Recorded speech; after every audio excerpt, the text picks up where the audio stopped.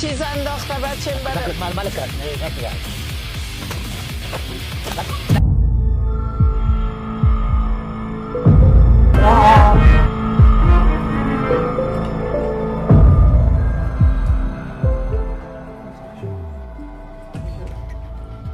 نه همیشه اونمو جنگ میکنن. چرا تا کارا میگه همیشه این بچه جنگ میکنن.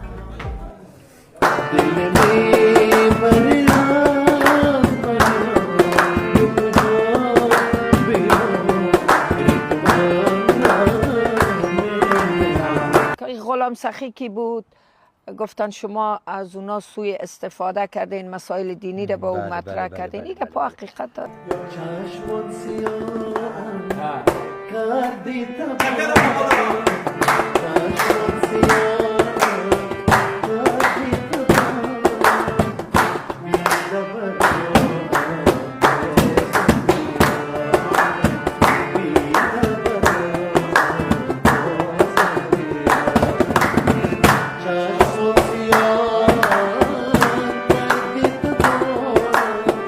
غلام سخی 40 شب قبل از دستگیری ما یک آیت مبارکه کلام عظیم شان را به خانش گرفته. زندان خود بگن که دو گپ بود.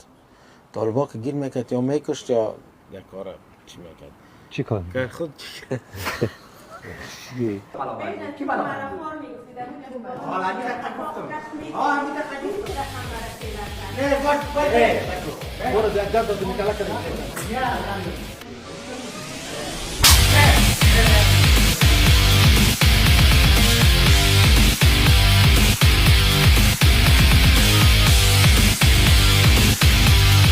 ولو حمله فیزیکی را ما واقعا چه بگیم و زمان که آمد دختر مرا گفت تو را ما بیادر خوندیم که می گفت بیادر خوندیم خدایی همی وجود ما یک رقم گفت احساس غیرت افغانی آمد گفتم حالا که می هرچی تو شا که میگیریم به ایره گفتم همی گندش کار کلیش هم تو گفتم بکنم